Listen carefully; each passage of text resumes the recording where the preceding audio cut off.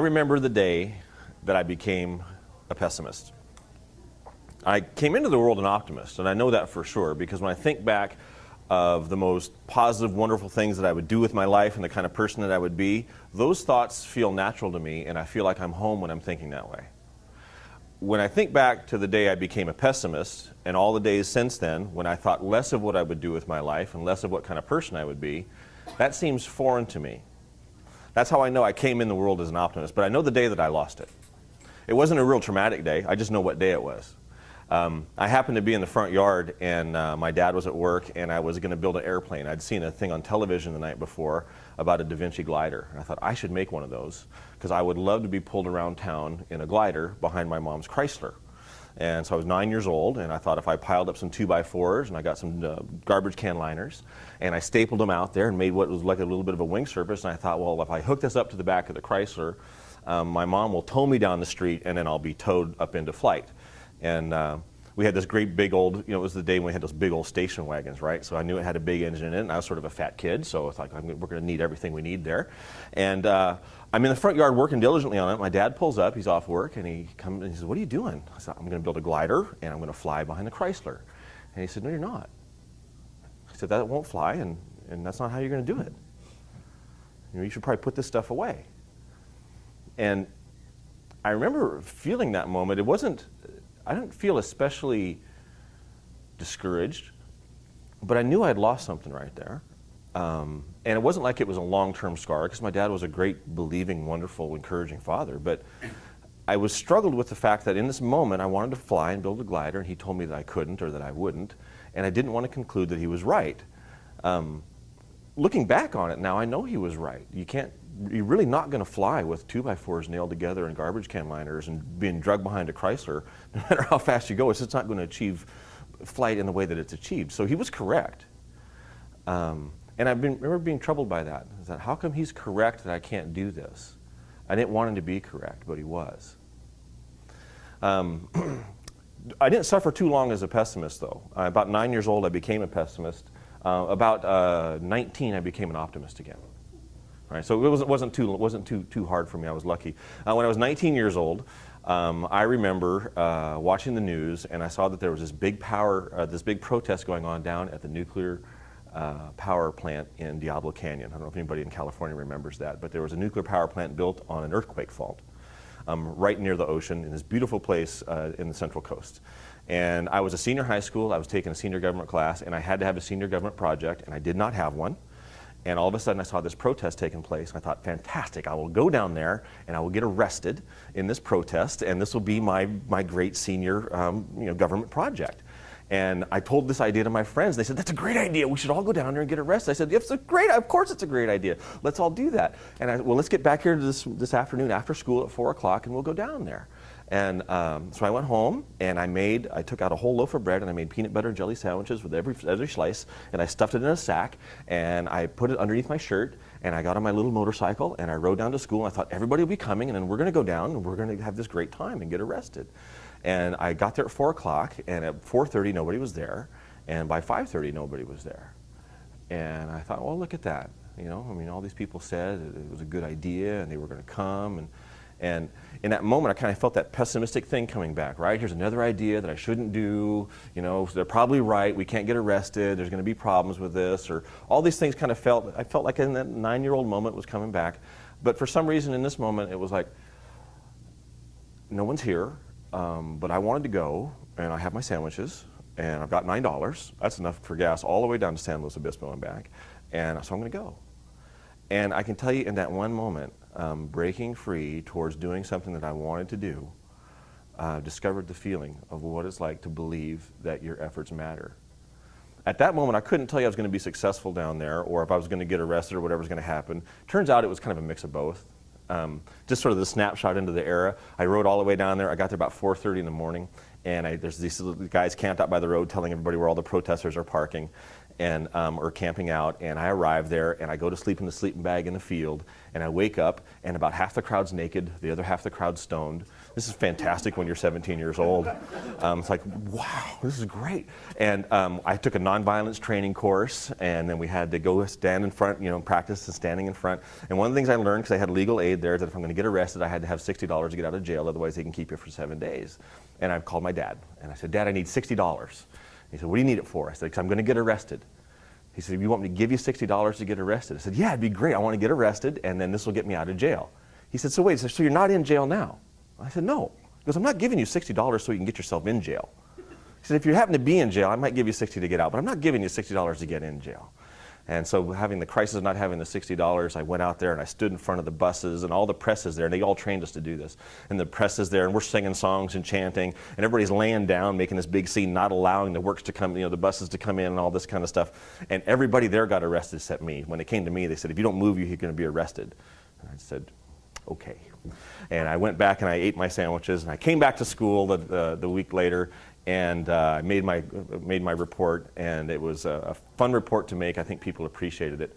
But it was, the biggest thing there wasn't that I protested nuclear power, because I didn't really know about it, and honestly I didn't really care about it. I just went there for the hype of it all.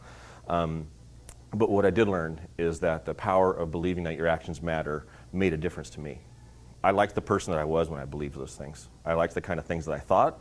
I liked the kind of things that I did when I was holding on to that as my core belief. That whatever my efforts were directed toward, they somehow mattered. Well, I've had bouts of pessimism and optimism through that, and so have you. If you've grown up and you've come somewhere and you've had some ideas and you thought you'd go out and you would affect the world, you have a belief that that might work out that way. Sometimes they did and sometimes they didn't. There were times that I thought if I got a job in this particular place, it would be amazing, and I'll help and I'll contribute and make ideas, and some of those things weren't very receptive or very helpful. Some of it was good and some of it was not so good. But I can tell you today that I have a long-running history now of being optimistic, not because I have a great record. My record's probably as spotty as yours, some great things and some not so great things. But I just like the way it feels and what it does for the other people around me when we go through life believing that our actions really matter. So just a couple things about optimism, where it comes from and what it really is. I like to talk about the term supernatural optimism because I think part of it's super, but I think also part of it's very natural. First, the super part of it. If you've ever found you've been in any situation, I can just give you this test right now. You can pick a difficult marriage, a tough situation in business, a situation with your family, something that you believe internally. And if I were to ask you right now, well, what would it be like if it was perfect? For a second, you can think, oh, what would that be like? And you find that you are naturally able to define that almost instantly. I used to do a lot of marriage counseling, a lot of family counseling, and that was such a powerful thing to sit down to people and talk to them about it. Well, what would it be like if this relationship was perfect?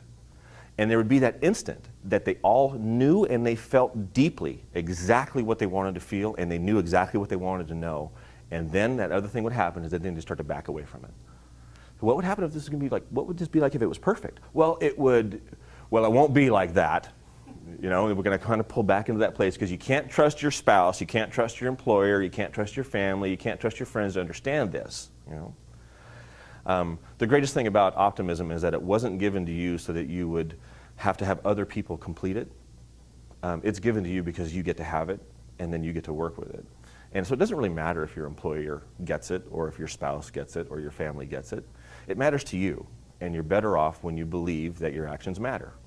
And so in those moments, one of the greatest things you can do to kind of access the real power in it is to kind of go trace that back to what is the ideal. Is it interesting to you that almost everybody has some idea of what the ideal is?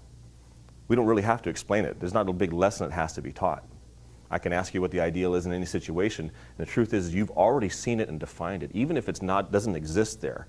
Somehow, just by walking through life and seeing what happens, we automatically pick up things and we go, listen, oh, this is how perfection, if we had to stop the clock right now and manufacture perfection from this perspective, I know exactly how to do it. Almost everybody has that. Whether or not we believe that we can do it is the big leap. But optimism is super in that way in what it does for us. And strangely enough, you want to know what the most powerful metaphor in discussing optimism is? No matter what religious tradition you come from, I can talk to people about what would be perfect, and sometimes we'll use that term, a perfect world or ideal. But you know what somehow drives it home even deeper, that every person on earth gets? I say, what would this be like in heaven? For some reason, that notion unlocks such pure, powerful optimism. Even if a person doesn't profess to have any belief along any system, we don't have to agree to any sort of religious conviction or any sort of, there's nothing that has to be consistent in what we believe, but you can go to almost anybody anywhere in the world and say, what would this be like in heaven? And probably, chances are, when we just said that now, and if you've been thinking through any of these situations in your life, hearing the word heaven and hearing the word optimism somehow felt a lot better than most anything else that we've talked about so far. I can't explain why that is. I've known that for some time, and I've been happy to work within that realm. But I don't know that I know anything about it, defining it. All I know is that deep within every human, there's a spiritual capacity to understand the ideal. And for so many of us, it's personified by what would happen in heaven. I think it's interesting that that's such a powerful thought. I don't know where that will lead any of us in terms of what we believe or what we adopt or what we pursue. But I do know it was something that we were all supposed to work with, and so it's there for us. The super part of this optimism comes from us believing that there can be an ideal and that there is. And intellectually and spiritually and emotionally, we already have the capacity to understand it. And in fact, we're yearning for it. And quite oftentimes in our spiritual lives, we're kind of making space, hoping something will land in there. Well, it does land in there, and that's where it comes from. The ideal comes from an idea of what would this be like in heaven. It's an amazingly powerful tool. It helps so many people do so many things. It's also really very natural. This isn't sort of a paranormal type activity. This isn't something that is, that there's a few gifted spiritual trainers that understand it and can impart it. This is something that is completely natural, and it's common to the human existence. Learning to understand what this is like. But there's kind of we take a minute, let me just define the optimism that we're not talking about. I remember the first time I saw this optimism, again, not noteworthy, I just remember it. Late 80s, I walked into a deli and I bought a sandwich, and the guy said something about, yeah, have a great day. And I said to him, yeah, I hope you have a great day too. And he said, I haven't had a bad day since 1972. Wow, okay.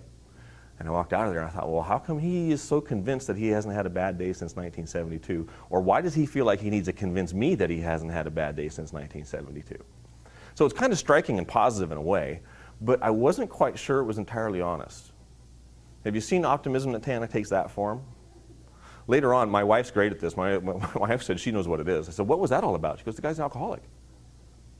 And he's somehow come to some recovery and some epiphany, and he's clinging to it, and he's happy about it, and it's great.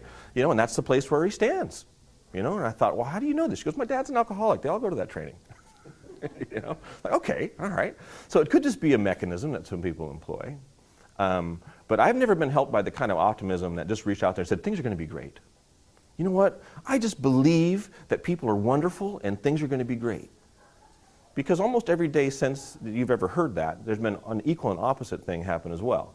People are not that great, in terms of how they act with each other. You can't depend on that. The human spirit isn't undoubtedly good. All right? There's a bunch of it that's not that good, because that's why the world is the way that it is. An optimist doesn't have to cling to the fact that there's only goodness out there. Really, the true form of optimism has so much strength in it that it can look out at the world and say, yeah, there's some awful things that go on. And here's some inconsistencies that I have or that you have. It's all part of the deal. All optimism does is honestly survey and knows what's there, and it allows us to take our actions and believe that they matter and employ them. That's all it is. You can imagine it's quite a desperate hold on life. Saying, are you an optimist? Yes. Well, how do we know? Well, things are going great. Well, I thought you just lost your house. Well, you know what? That house was meant to be someone else's. Like, okay, I can believe all that. We can go down this road, and you can always take that place that things are okay and that you thought you needed to be where you are. But at one point, I'm guessing, no matter what has happened, at a certain point in your life, you go, what about the things that suck? Is there any room for us to deal with that? And a lot of times people, and this form of optimism that we have, it's sort of a fright mechanism that kind of gets floated out there, is that optimism doesn't allow for anything negative. The truth is, optimism is so strong. It just picks up negative as one of the ingredients. It doesn't need to be overpowered by it. but it would be silly not to have it there. I wanted to quote a book today, and I forgot to look up the author's name, my apologies. There's a book came out about 8 years ago, it's called Deep Survival, and it was the study of how come you can throw 9 or 10 people in a raft at sea. About 3 of them will go crazy and commit suicide. About 3 of them will insist that they're going to die and lay there, and about 3 of them will insist that they're going to live, and they live. So the 3 that commit suicide, they end up jumping over. The 3 that insist that they're going to die make life hell for everybody else on the raft. And the 3 that somehow think they're going to live make themselves live, and the other 3. And it just sort of works out that way. Why is it that if you take a 2-year-old out into the forest and you leave them there overnight, you come back in the next morning and they'll cry and you'll find them and they'll be fine? If you take an 8-year-old out in the forest, they'll almost always die one night in the forest. And rescuers know that. So when they ask you the age of a child that's lost, the reason they know that is because a 2-year-old will simply think, oh, look, I want to cry now. I want to lay down now. I'm hungry now. I wish I wasn't. But they don't involve themselves in this hysteria. They don't involve themselves in the negative trap of how bad things are going to be. They just live in the moment. That's all a 2-year-old can do. An 8-year-old knows very well how far they are away from home, that they're not going to find their parents, that they're not going to see their pets, and these things become just very, very heavy for them, and it's too much for them to carry. When an 8-year-old's lost, you got to find them. When a 2-year-old's lost, you have to find them, but they're probably going to be okay unless something else acts on it. Rescuers know this, and scientists know this. And so it's interesting, when I looked at that book, I thought, you know what, I've known this my whole life. I'm so glad that there's now a scientific study that sort of traced a little bit of this. I come from a tradition of having some experience in spirituality and faith. And there was a part of it when I was young I was happy to embrace, and like a lot of young people, there was a lot of it I wanted to shirk off. The part I wanted to shirk off was all the fake stuff. All the things that people claimed and promised and said this is going to happen, and they'd said it in faith, and everybody applauded and said, wow, what great faith that person has. And almost always I found out that they were delusional. I found out that they were working on the books, and about half the time they were having things happen that were morally not even part of the picture, that we said that was going to be part of our picture. So I thought, well, how come this person stands up there and kind of gets labeled as having faith or being optimist or being... The truth of the matter is that that's all that fright mechanism, optimism coming in. If it's not going to be as a result of being afraid, but it's going to come from a position of real strength, optimism is what teaches us to know that our actions matter, and it allows us to look at the full breadth of what's happening. If there are losses going on, we can acknowledge those losses. If there's fear, we can acknowledge the fear. If there's hurt and pain, if there's doubt, these are all things that are fair. None of these overpower an optimist, but they're an important part of the mixture. Let me just give you one quick example here from just sort of a very simple experience that I have had in business lately.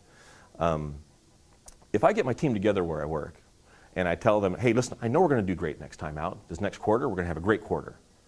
I don't think anybody really believes me because they know that I've been told that from 2 other layers, right? I've got 2 memos that said I had to go out and say that to my team. They know it's bullshit, That never passes. That never really helps people get anywhere. But if I get my team together and I say, hey, listen, there's something that we need to try to invest in. First of all, decide if you're interested, decide if you want to engage in it. Along the way, it looks like it's going to be some extra work, looks like it's going to have these kind of things in it. So let's just acknowledge it. That's what it's going to be. If you want to get in, here's how I think we're going to get in. And because it's going to be the way it is, let me do this. I know we're going to have a quarterly number to meet. We're going to have to work hard. So quick, everybody, get your vacation in. Everybody start out. Let's take some time off. Let's come back, let's clean up our place and get organized. And what I really want us to focus on when we get back is I want to be clever and efficient. I don't want any overtime during any of this. All right? Let's just do it in a way that makes it fun and engaging, and let's see if we can outsmart this goal. If we don't outsmart it, I'll take the loss. But let's get it on this side. Now, I do know all these other things are in play. What's interesting in that case is that if I can just take the moment to acknowledge the realities of the situation, the fact that nobody wants to be away from their family anymore, nobody wants to take a greater risk than they're already taking. If we can just put it on the table and say, listen, this is all what it is, but what if we work with all of it and we address all of it and we go forward from there? It was sort of goes all the way back to the very earliest military conquests that happened in history. You know what they figured out? If you give the soldiers socks and food, they pretty much like to fight. If you don't give them socks and food, they don't like to fight. That's all there is to it. Optimism is sort of the socks and food that helps us go forward, and it helps us know what really the kind of things that we want to do in our life are really worth doing if we can simply just conclude this one thing. Our efforts matter. Pessimism is simply this. It's just withdrawal. It's just saying, I'm not going to play. I don't believe in it. It's not going to work. If I try this, it'll never change. If I vote, those people never do anything in our country. If I go, all these things. Pessimism, all it does is ask you to withdraw. And so then simply maybe optimism, all it does is ask you to engage. It's as simple as that. No promises, no guarantees, just engagement. I can tell you, having been both and been on the side of both, it's more fun to engage. I hope that wherever you go and what you're thinking of doing next, without promising or without trying to build yourself up for some sort of false expectation, the real expectation is that engaging will matter. It will probably be fun. It'll be very insightful. And whether or not you win or lose, if you can just say so, you'll be so much better off for having played. So I wish you luck with that on your quest for supernatural optimism.